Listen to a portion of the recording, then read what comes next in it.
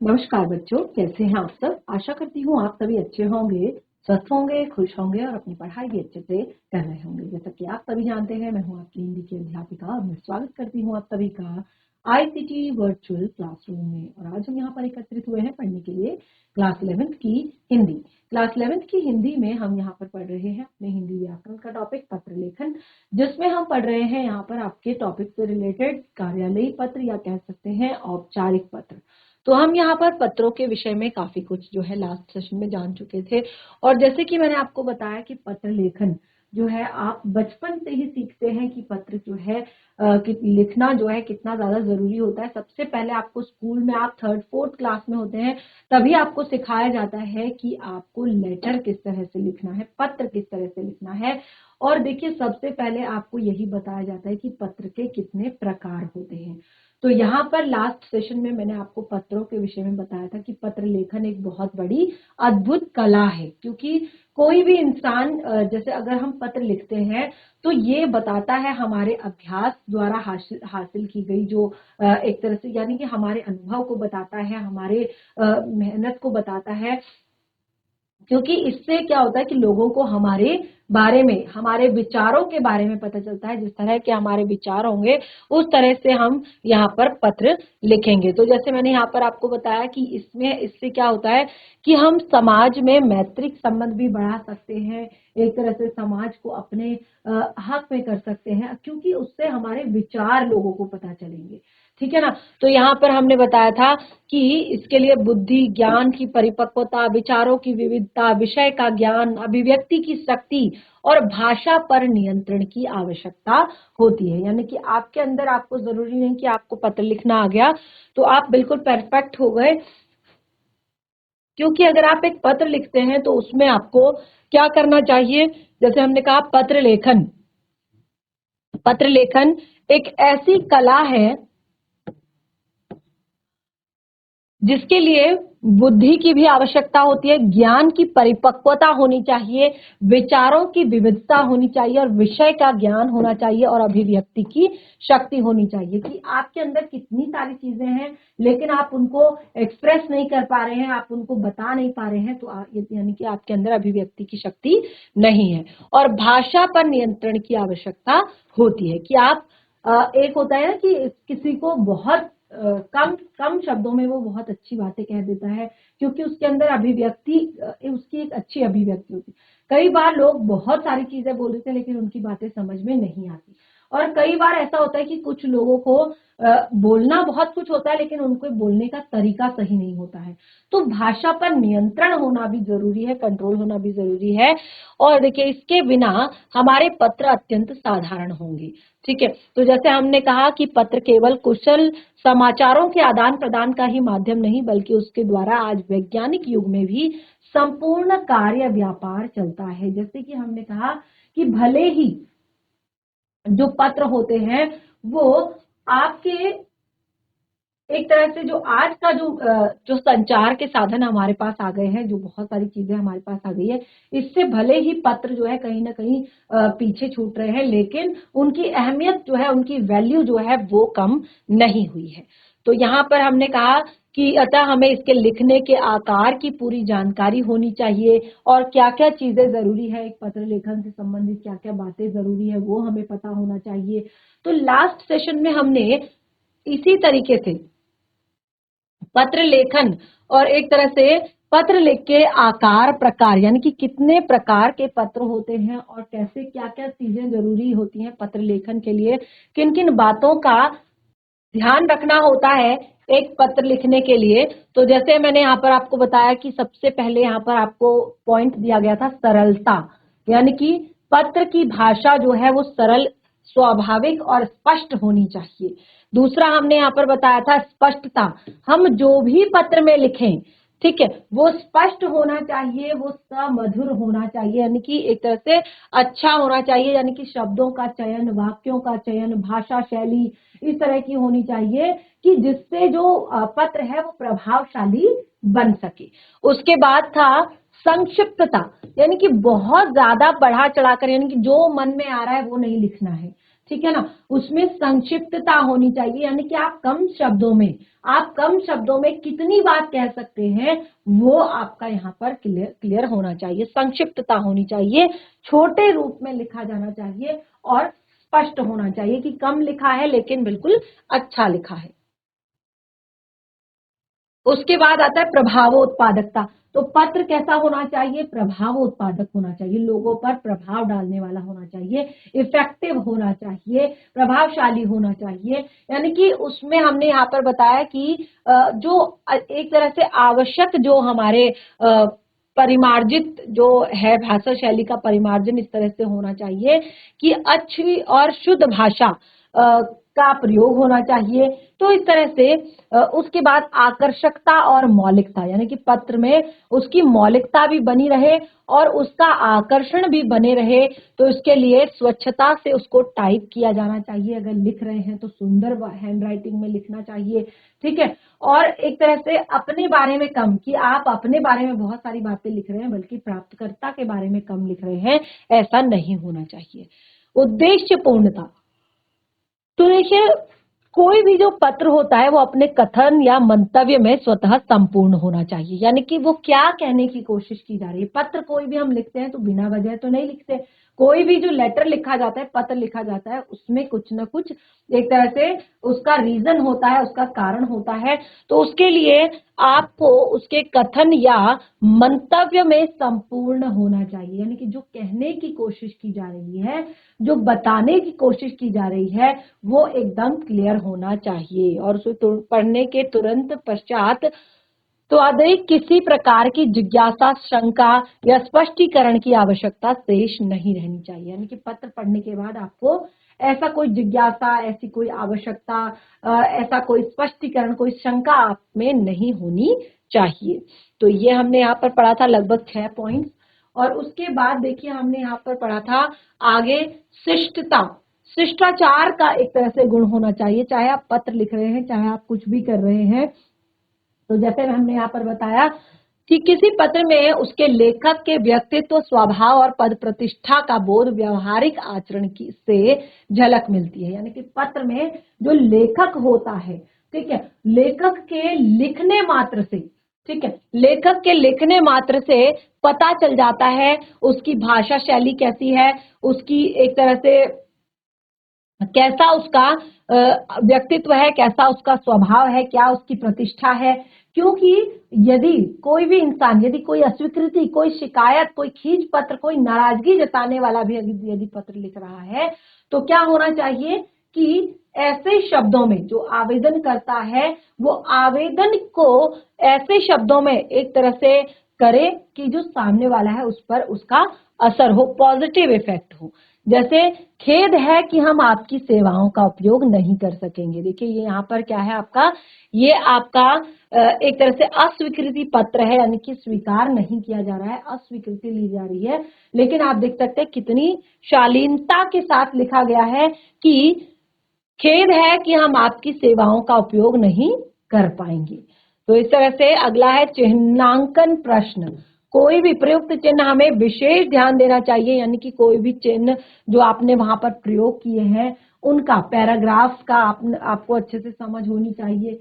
और दूसरी चीजें जो सबसे महत्वपूर्ण मैंने आपको बताया था कि हर नए विचार, नई बात के लिए पैराग्राफ, अल्प विराम, पूर्ण विराम, अर्ध विराम, कोष्ठक चिन्ह आदि का प्रयोग करना चाहिए। एक तो ये कंटेंट जो आप लिखेंगे वो एक तरह से सही होना चाहिए, और दूसरा फिर आप जब उस पर नई चीजें, नए विचार लिखते हैं, यानी कि आप एक पैराग्राफ चेंज करते हैं तो नया विचार, नई बात, नया एक तरह से अल्प विराम, अर्ध विराम, पूर्ण विराम, कोष्ठक आदि का उपयोग उचित स्थल पर ही होना चाहिए। और इससे क्या होता है, इसकी कला में निखार आता है। तो ये सब चीजें हमने लास्ट सेशन में पढ़ी थी। और उसके बाद जो हमने पढ़ा था वो कुछ इस तरह से था कि पत्र के अंग, पत्र के कितने अंग होते हैं। तो हमने यहाँ पर पत्र के अनेक अंगों के बारे में बताया। जैसे आप देख सकते हैं हमने यहाँ पर बताया है प्रेषक का नाम व पता, ठीक है, प्रेषक का नाम व पता, तो सबसे पहले जो व्यावसायिक पत्र होते हैं ना, इनमें जरूर ध्यान दीजिएगा। ये जो व्यावसायिक पत्र होते हैं, इन पत्रों में सबसे ऊपर लिखने वाले को नाम या पता होता है, यानी कि लिखने वाले का नाम या पता होता है, ताकि पाने वाला पत्र देखते ही समझ जाए कि पत्र कहाँ से आया हुआ है। और देखिए, पते के नीचे टेलीफोन नंबर था, उसके नीचे दिनांक के लिए स्थान निर्धारित रहना चाहिए। कोई भी पत्र आप लिखते हैं, कोई भी लेटर आप लिखते हैं, तो उसमें पते के नीचे जो एड्रेस आप लिखते हैं नाम के नीचे, उसमें हमेशा आपको अपना नाम, आपको पता और ऊपर की ओर जो है दाएं कोने में रख दिया जाता है। और देखिए, पते के नीचे टेलीफोन नंबर तथा उसके नीचे दिनांक के लिए स्थान निर्धारित होना चाहिए। तो सरकारी पत्रों में उसे ठीक सामने बाईं ओर होना चाहिए, और जो बाकी चीजें हैं उसके लिए अलग से साइड में, जैसे यहाँ पर कहा कि संदर्भ और संख्या लिखी जाती है, केवल संदर्भ लिखा जाता है, कोई केवल संज्ञा लिखी जाती है। तो ये हमने यहाँ पर क्लियर कर लिया था। और इस तरह से इसके 8 जो भेद हैं उनको यहाँ पर हम आगे पढ़ेंगे। जैसे हमने कहा कि पहला है पाने वाले का नाम व पता। प्रेषक, पहले प्रेषक का पता, फिर पाने वाले का नाम और पता, फिर उसके बाद विषय संकेत। विषय संकेत क्या होता है? जो हमारे पत्रों में है औपचारिकता होती है कि जिस विषय में पत्र लिखा जा रहा है, उस विषय को अत्यंत मोक्ष में पाने वाले के नाम और पते के पश्चात बाईं ओर से विषय शीर्षक। ठीक है, यहाँ पर देखिए क्या कहा है, विषय क्या है। विषय के लिए क्या बताया गया है कि विषय संकेत जो भी औपचारिक पत्र होते हैं, अब ये चीज जो है ना, ये अनौपचारिक पत्रों में नहीं होती है, यानी कि विषय के बारे में यदि आप लिखते हैं तो विषय अनौपचारिक पत्रों में नहीं होता है। और उसमें यहाँ पर बताया, जिस वाणी में पत्र लिखा गया हो उस विषय को अत्यंत संक्षेप में पाने वाले नाम और पते के पश्चात बाईं ओर से विषय शीर्षक देकर लिखना चाहिए। इससे पत्र देखते ही पता चल जाता है कि मूल रूप में पत्र का विषय क्या है, यानी कि रीजन क्या नाम है पत्र का। ठीक है, उसके बाद हमने बहुत सारे उपनामों का प्रयोग करने के लिए कहा था कि जो बड़ों के लिए उस तरह के उपनाम, छोटों के लिए उस तरह के उपनाम, सबके लिए अलग अलग तरह के उपनाम होते हैं। अगला है समापन। ठीक है, जब आप पत्र का एंड कर रहे होते हैं, ठीक है, उपनाम आपने दे दिया, उपनाम जैसे आपको मैंने बताया, तो उसके बाद आता है समापन। समापन सूचक शब्द पत्र की सामग्री होने पर प्रेषित प्राप्तकर्ताओं से अपने संबंध और विषय की औपचारिकता अनौपचारिकता के अनुसार कुछ सूचक शब्दों का प्रयोग करके समाप्त हो जाता है। ठीक है, समापन क्या होता है कि कुछ सूचक शब्दों का प्रयोग करना होता है, या फिर जो प्रेषक यानी कि प्राप्तकर्ता ने अपने संदर्भ में जो थोड़ा बहुत दिया है यहाँ पर संबंध में, विषय के बारे में, तो उसके लिए यहाँ पर कहा गया है कि जो पत्र है उनका प्रयोग, शब्दों का प्रयोग जो है पत्र समाप्त करता है। और जैसे देखिए, हमने कहा कि अपने से बड़ों के लिए क्या कहते हैं? आपका प्रिय, आपका आज्ञाकारी, और आपका स्नेहशील, आपका दर्शनाभिलाषी, आपका स्नेही। तो ये सारी चीजें यहाँ पर बोली जाती हैं। और मैं यहाँ पर, और औपचारिक व्यावसायिक पत्रों में साधारणतः भवदीय लिखा जाता है। जो औपचारिक व्यावसायिक पत्र होते हैं तो वहां पर क्या लिखा जाता है? भवदीय लिखा जाता है। ठीक है, तो जैसे हमने कहा, उपयुक्त सभी समापन शब्द मूल सामग्री के तुरंत बाद, जो मूल सामग्री लिखी जाती है उसके तुरंत बाद जो है ये सब चीजें लिख दी जाती हैं। उसके बाद आता है हस्ताक्षर और नाम। हस्ताक्षर और नाम, तो समापन शब्द के ठीक नीचे, जो समापन शब्द होता है उसके ठीक नीचे भेजने वाले के हस्ताक्षर होते हैं, और हस्ताक्षर के ठीक नीचे प्रायः कोष्टक में भेजने वाले का पूरा पता और भी अवश्य दिया जाता है। इसका कारण यह है कि हस्ताक्षर प्रायः सुपाठ्य नहीं होते, अतः प्रेषक का नाम भी लिखा होना चाहिए। संलग्न, अब देखिए संलग्न या अर्थात कि जब आप कोई भी पत्र लिखते हैं, अगर आप कार्यालयीय पत्र लिख रहे हैं, क्योंकि ज्यादातर मैंने जैसे बताया कि 11th क्लास का जो हमारा सिलेबस है इसमें जो पत्र हैं वो ज्यादातर औपचारिक पत्र ही हैं, और औपचारिक पत्रों में आप अपने नाना को, अपने मामा को, अपने दादा को, किसी को भी आप पत्र लिख सकते हैं, वो आता है अनौपचारिक पत्रों के अंतर्गत। लेकिन इसमें यहाँ पर कहा है कि हस्ताक्षर से ठीक नीचे कोष्टक में भेजने वाले का पूरा पता, जो भेजने वाला है उसका पूरा पता, और एक तरह से प्रेषक का पूरा नाम पता अवश्य देना चाहिए। इसका कारण यह है कि हस्ताक्षर प्राय सुपाठ्य नहीं होते। कई बार जो हस्ताक्षर हैं वो हमें एक बार में अच्छे से समझ में नहीं आते। तो यहाँ पर क्या कहा है कि सुपाठ्य नहीं होते, अतः प्रेषक का नाम भी लिखा होना चाहिए। अतः वहां पर पहले नीचे प्रेषक का नाम होना चाहिए। जैसे हम कहते हैं ना कि ऊपर लिखा होता है हमने आपका आज्ञाकारी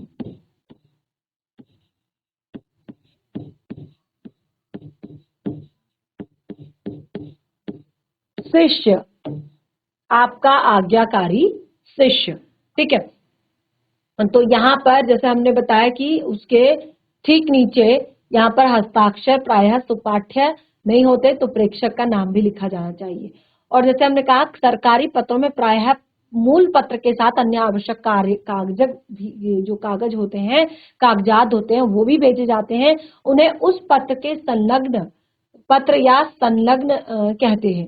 इस स्थिति में समापन सूचक शब्द भवदीय आदि के ठीक बाएं थोड़ा नीचे संलग्न करके शीर्षक देकर उसके आगे संख्या 1 2 3 द्वारा संकेत किया जाता है। यानी कि इसमें आपको कहीं पर भी अपना नाम नहीं लिखना होता।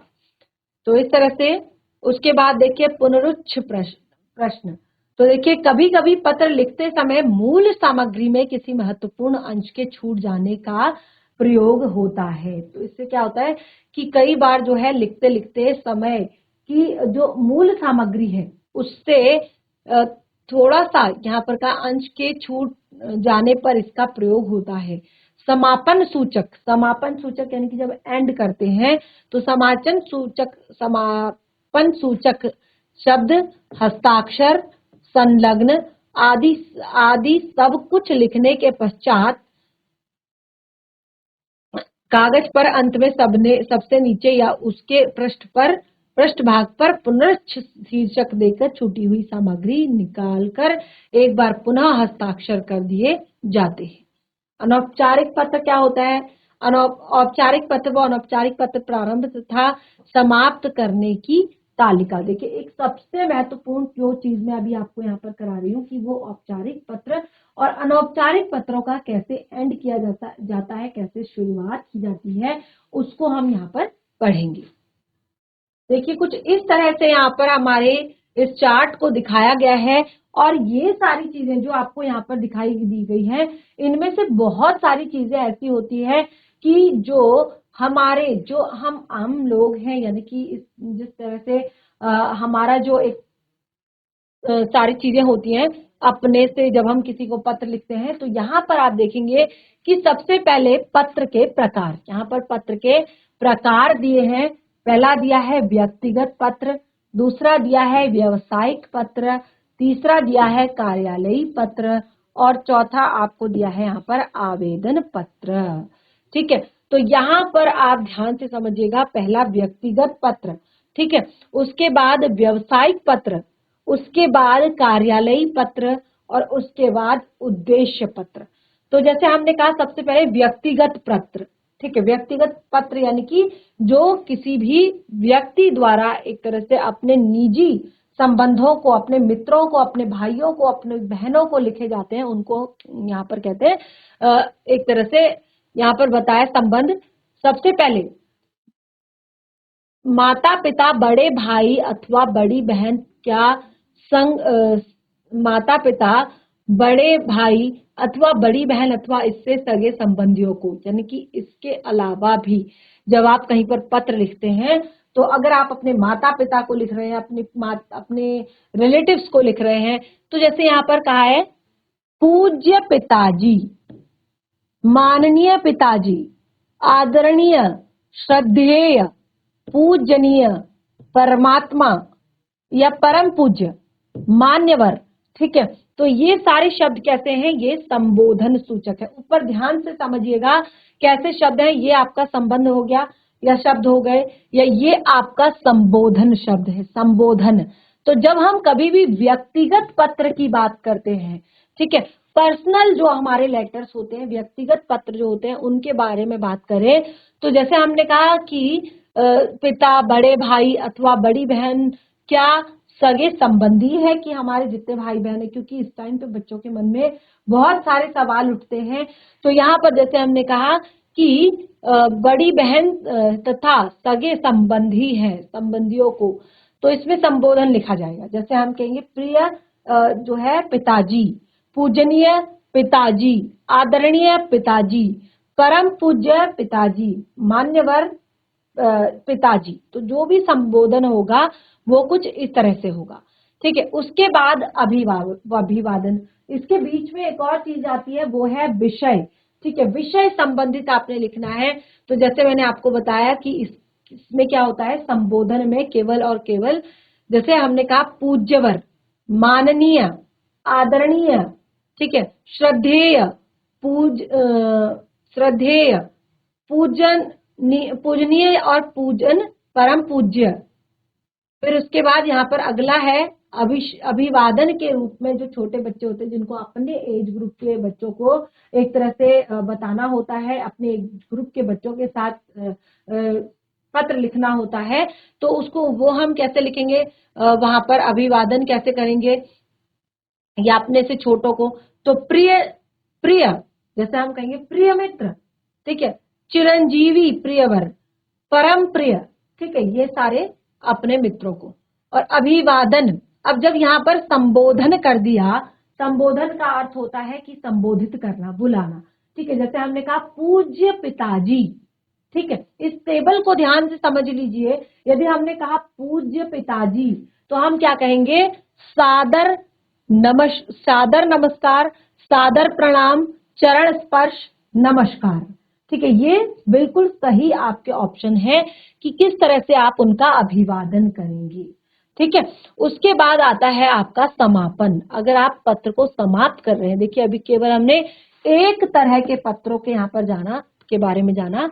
यदि आप पत्र को समाप्त करना चाहते हैं, भवदीय कृपाकांक्षी नितिन, आपका सह भोजन आज्ञा, सह स्नेह, स्नेह भजन आज्ञाकारी। तो देखिए इस तरह से हमने यहाँ पर बताया। फिर मैंने छोटे बच्चों को भी आपके लिए क्लियर किया। और छोटे बच्चों में अभिवादन देखिए, सुखी रहो, आशीर्वाद, चिरंजीवी, क्योंकि ये छोटे बच्चों को दिया जाता है ये आशीर्वाद, ठीक है। अगला है यहाँ पर तुम्हारा शुभचिंतक हितैषी, शुभेच्छुक, शुभकांक्षी।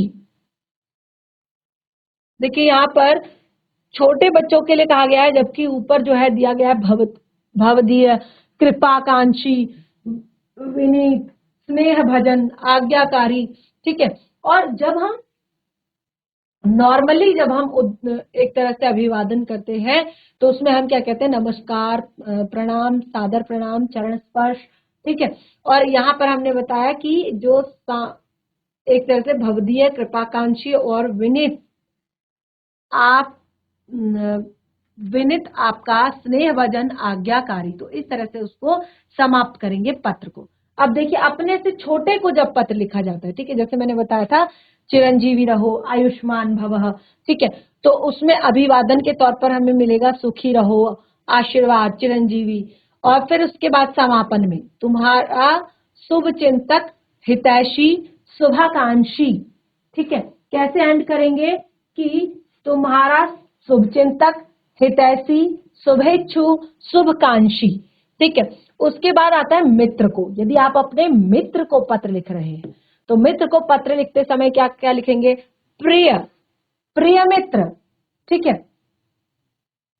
और आपका प्रियतम, प्रिय प्रिय प्रिय बंधु, बंधुवर, ठीक है, नमस्ते, सप्रेम, नमस्कार, इस तरह से आप बात कर सकते हैं।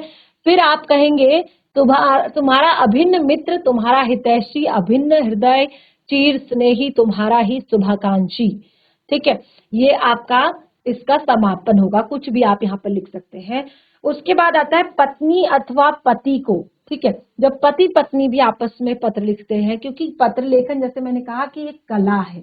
आप किसी को भी पत्र लिख सकते हैं, कोई भी पत्र लिख सकते हैं। तो जैसे हमने कहा प्रियवर, प्रियतम, प्रियतमे, प्राणवर प्रिय, प्राणेश्वरी, सप्ताह में प्रति, यहाँ पर कहा प्रति सहचरी।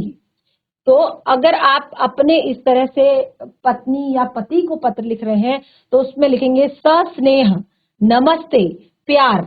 और अगर आप समापन कर रहे हैं, एंड कर रहे हैं पत्र का, तो उसमें क्या लिखेंगे, तुम्हारी ही या आपकी, अभिन्न, हृदया, आपकी चीर संगिनी। ठीक है, तो इस तरह से ये होगा। लेकिन इसमें ये वाला जो है पत्र बहुत ज्यादा कॉमन नहीं है। पत्र आपके ज्यादातर हैं, जैसे आप अपने मित्र को पत्र लिखें, ठीक है, अपने छोटे भाई को लिखें या अपने बड़े भाई को लिखें, और व्यक्तिगत पत्रों में तो ये सारी चीजें आ जाती हैं। ठीक है, अब देखिए व्यावसायिक पत्र, उसके बाद आता है व्यावसायिक पत्र। तो अगर आपको पता है कि आपने किसको पत्र लिखना है तो आप लिखेंगे पुस्तक विक्रेता, और यदि आपने बैंक में लिखना है तो आप लिखेंगे बैंक मैनेजर। ठीक है, उसके बाद श्रीमान, महोदय, माननीय, महोदया, प्रिय, महोदय, प्रबंधक महोदय। ठीक है, तो यहाँ पर हमें इस तरह के शब्दों का प्रयोग नहीं करना है, ये बिल्कुल परफेक्ट हमने लिखा है, श्रीमान, महोदय, माननीय, महोदया, प्रिय, प्रबंधक महोदय। ठीक है, तो इसमें भी आपने एंड कैसे करना है, भवदीय से करना है, और आपका निवेदक के रूप में आपने करना है। अगला है कार्यालयी पत्र, जो सबसे ज्यादा महत्वपूर्ण है, और जैसे मैंने बताया कि ये आपके सिलेबस का ही हिस्सा है, यानी कि आपके सिलेबस में ये है कार्यालयी पत्र।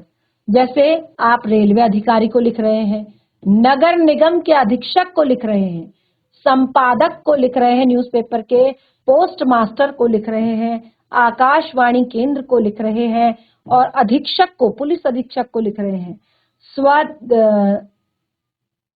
स्वाध्यायकारी, ठीक है, स्वास्थ्य स्थितकारी केंद्र मंत्री को लिखना है, प्रधानाचार्य संबंधित अधिकारी, प्रधानाचार्य को लिखना है, और संबंधित अधिकारी को लिखना है। और पत्र का क्या है, आपका आवेदन पत्र।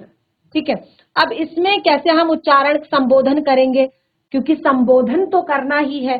तो इसमें जैसे मैंने बताया मान्यवर, महोदय, आदरणीय संपादक महोदय, आदरणीय अधीक्षक जी, ठीक है, ये लिख सकते हैं। और ये लिखने के बाद, जैसे मैंने आपको बताया कि ये लिखने के बाद आप जितने भी आपकी बुक्स हैं उनमें से कुछ इस तरह के पत्र जो है वो लिखेंगे। ठीक है, और नेक्स्ट आता है आपका समापन। समापन क्या होता है, कृपाकांक्षी, निवेदक, भवदीय, उत्तराकांक्षी, प्राची, वितिन। तो इस तरह से आप क्या कर, प्रार्थी या विनित। ठीक है, और जब आप एंड करेंगे, कृपाकांक्षी लिख सकते हैं, आप निवेदक लिख सकते हैं, भवदीय लिख सकते हैं, और उत्तरकाशी उत्तर का, यहाँ पर उत्तरकांक्षी यानी कि उत्तर के लिए आपका आकांक्षी, कि मैं उत्तर के लिए आपका आकांक्षी हूं, तो उत्तरकांक्षी और प्रार्थी और विनित। ठीक है, ये आपने शब्द लिखने हैं। उसके बाद जैसे हमने कहा लास्ट है हमारा आवेदन पत्र। तो आवेदन पत्र में क्या होता है, जब आप किसी चीज के लिए आवेदन कर रहे हो, जैसे प्रार्थना पत्र या किसी भी संबंधित अधिकारी, यानी कि जिसको आप पत्र लिख रहे हैं, किसी भी विभाग को लिख रहे हैं, किसी कार्यालय को लिख रहे हैं, तो उससे संबंधित आपका संबंधित अधिकारी को आप लिखेंगे। स्कूल में आवेदन दे रहे हैं, स्कूल में किसी चीज के लिए लिख रहे हैं, तो वहां पर आप प्रधानाचार्य जी को लिखेंगे। क्या लिखेंगे, माननीय महोदय जी, या केवल लिखेंगे महोदय, या लिखेंगे आदरणीय प्रधानाचार्य जी, या लिखेंगे मान्यवर, या लिखेंगे मान्य महोदय। ठीक है, तो ये जो है आपके संबोधन है। और एक चीज आप देख रहे हैं यहाँ पर, जो कि साफ तौर पर यहाँ पर दिखाई गई है, कि जितने भी हमारे फॉर्मल लेटर्स होते हैं, औपचारिक पत्र होते हैं, उनमें हमारा अभिवादन नहीं होता। यानी कि किसी भी अधिकारी को यदि आप पत्र लिख रहे हैं तो वहां पर आप अभिवादन नहीं लिखेंगे, केवल और केवल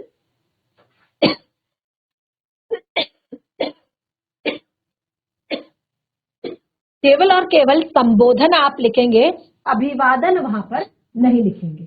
अब जैसे हमने कहा आवेदन पत्र, तो आवेदन पत्र के एंड में जैसे आप आवेदन पत्र लिख रहे हैं तो आपका आज्ञाकारी, जैसे आप प्रार्थना पत्र लिखते हैं ना, तो उसमें आप लास्ट में क्या लिखते हैं, आपका आज्ञाकारी, आपका स्नेह भाजन, विनित, प्रार्थी, भवदीय, कृपाकांक्षी, ये भी आप यहाँ पर लिख सकते हैं। ठीक है, तो इस तरह से ये जो चार्ट है, फ्लो चार्ट, इसको आप अगर नोट कर लेंगे तो फिर क्या होगा, आपको अच्छे से चीजें क्लियर हो जाएंगी कि क्या क्या आपने करना है, क्या आपने औपचारिक पत्रों में करना है, क्या आपने अनौपचारिक पत्रों में करना है। अब देखिए पत्र के प्रकार, ये तो मैंने शुरुआत में ही आपको क्लियर कर दिया था कि जो पत्र होते हैं उनके मुख्य रूप से दो प्रकार होते हैं। पत्र के मुख्य रूप से दो प्रकार होते हैं, कौन कौन से, औपचारिक पत्र और अनौपचारिक पत्र। ठीक है, औपचारिक पत्र क्या होते हैं, अनौपचारिक पत्र क्या होते हैं, ये मैं आपको पहले क्लियर कर चुकी हूं और उसके बारे में मैं आपको बता भी चुकी हूं। औपचारिक पत्र, जिन पत्रों को हम क्या करते हैं, किसी भी जो जहां पर हमारे निजी या पारिवारिक संबंध नहीं होते हैं, उनको जहां पर हम पत्र भेजते हैं, जहां जहां हम पत्र भेजते हैं, वो सब औपचारिक पत्र होते हैं। औपचारिक यानी कि फॉर्मल लेटर्स। ठीक है, और अनौपचारिक पत्र क्या होते हैं, जहां पर हमारे निजी और पारिवारिक संबंध होते हैं, हम अपने मित्रों को भेजते हैं, रिश्तेदारों को भेजते हैं, बाकी रिलेटिव में भेजते हैं, तो वो हमारे औपचारिक पत्र के अंतर्गत आ गए। अब देखिए, क्योंकि जैसे मैंने बताया कि जो हमारा सिलेबस है 11th का, उसमें औपचारिक पत्र ही मेन है। ठीक है, तो विशिष्ट नियम विधानों में आबद्ध पत्र औपचारिक पत्र कहलाता है। जो विशिष्ट नियमों और विधानों से आबद्ध हो, आबद्ध यानी कि बंधा हुआ हो, औपचारिक पत्र कहलाते हैं। औपचारिक पत्रों की परिधि बहुत ही व्यापक है, यानी कि औपचारिक पत्र जो है बहुत ही बड़े एरिया में जो है लिखे जाते हैं, पढ़े जाते हैं, बोले जाते हैं, ठीक है, भेजे जाते हैं। जैसे सरकारी पत्र, जितने भी सरकारी कामकाज होते हैं उसके लिए आपको हमेशा लेटर, पत्र की आवश्यकता होती है। व्यवसायिक पत्र, व्यवसाय से जुड़ा हुआ जितने भी आपका एक तरह से काम होता है, पत्र के माध्यम से ही होता है। संपादक के नाम पत्र, आपने देखा होगा कई बार न्यूज़पेपर के जो संपादक होते हैं उनके नाम पत्र लिखने को आता है। ठीक है, शोक पत्र, कभी भी दुख से किसी पर दुख जताने के लिए कोई पत्र लिखा जाए तो उसे शोक पत्र कहते हैं। अर्ध सरकारी पत्र, अर्ध सरकारी पत्र क्या होता है कि जो एक तरह से सरकार और किसी ऐसी संस्था जो कि सरकारी नहीं है पूरी तरह से, तो लेकिन वो हेल्प करती है, सहायता करती है सरकार उसकी, उसको ग्रो करने में, तो उन दोनों के बीच जिस तरह के पत्र होते हैं वो अर्ध सरकारी होते हैं। आवेदन पत्र, यानी कि कहीं पर भी आप आवेदन डाल रहे हैं, एप्लीकेशन डाल रहे हैं किसी चीज के लिए, तो वहां पर आपको उन पत्रों को आवेदन पत्र कहा जाता है। शिकायती पत्र, देखिए शिकायती पत्र के बारे में मैंने पहले ही क्लियर किया था कि कोई भी ऐसी समस्या यदि आपको होती है, तो आप यदि नगर निगम से जुड़ी हुई है, शिक्षा विभाग से जुड़ी हुई है, खेल विभाग से जुड़ी हुई है, या अन्य कोई जगह से आपकी खबर जुड़ी हुई है, तो आप उसको क्लियर कर सकते हैं। निमंत्रण पत्र, निमंत्रण पत्र आपने देखा होगा बचपन में हम लिखते थे कि अपने प्रधानाचार्य जी को अपनी बुआ की शादी में जाने एक तरह से हेतु प्रार्थना पत्र लिखेंगे, और फिर उसके बाद इसी तरह का एक पत्र आप अपने नाना जी को लिखेंगे कि मेरी बुआ की शादी है और अब आपको हम निमंत्रण भेज रहे हैं, निमंत्रण पत्र। ठीक है, उसके बाद आता है विज्ञापन पत्र, विज्ञापन से संबंधित कोई पत्र होता है। अनुस्मारक पत्र, बधाई पत्र, बधाई पत्र भी आपने देखा होगा, कुछ ऐसे पत्र हैं कि जो आपने बचपन से किए हुए हैं। जैसे आपने देखिए जो निमंत्रण पत्र है, जैसे ये आपका कई बार बचपन में आता है। बधाई पत्र आप अक्सर लिखते हैं बचपन से। शुभकामना पत्र, ये भी आप अक्सर लिखते हैं बचपन से। ठीक है, तो बधाई पत्र में क्या होता है कि आपका जो मित्र है वो कक्षा में प्रथम आया है, यानी कि उसने पूरे के पूरे कक्षा में जो है टॉप किया है तो उसको उस चीज के लिए बधाई देना, शुभकामना पत्र यानी कि कोई अच्छा काम अगर किया है तो उसके लिए शुभकामनाएं देना। तो ये है पत्रों के प्रकार। कितने सारे प्रकार आप देख सकते हैं पत्रों के यहाँ पर है। तो इन सभी पत्रों के उत्तर में लिखे जाने वाले पत्र भी अपना अलग अलग अस्तित्व रखते हैं। यानी कि अगर इन पत्रों के जैसे हमने कहा कि पत्रों को कैसा करना है, हमने इफेक्टिव बनाना है, प्रभावशाली बनाना है, ऐसा बनाना है कि जो लोग हैं वो एक बार में देखकर उन पत्रों को पढ़ ले, देख ले, समझ जाए कि लिखने वाला व्यक्ति किस तरह का है। ठीक है, तो जैसे हमने यहाँ पर कहा कि व्यक्तिगत अथवा पारिवारिक होते हैं वे अनौपचारिक पत्र कहलाते हैं। ठीक है, कुछ पत्र क्या होते हैं इन सब में एक तो अलग अपना अलग ही महत्व रखते हैं। जैसे हमने कहा पत्रों के उत्तर में लिखे जाने वाले पत्र भी जो पत्रों के उत्तर में लिखे जाते हैं तो उनका अलग ही महत्व होता है। और इस प्रकार औपचारिक पत्रों के अनेक भेद संभव हैं। और जैसे हमने यहाँ पर अनेक जो औपचारिक पत्र थे उसके ढेर सारे भेद यहाँ पर बताए। उसके बाद अनौपचारिक पत्र आ जाता है, जो पत्र निजी, व्यक्तिगत अथवा पारिवारिक होते हैं। जो पत्र निजी, व्यक्तिगत अथवा पारिवारिक होते हैं वे क्या कहलाते हैं, अनौपचारिक पत्र कहलाते हैं। वो क्या क्या कहलाते हैं, अनौपचारिक पत्र कहलाते हैं। निजी होते हैं, हम अपने मित्र को भेज सकते हैं, अपने रिलेटिव को भेज सकते हैं, अपने रिश्तेदार पारिवारिक जो लोग हैं उनको भेज सकते हैं, वो सब अनौपचारिक पत्र।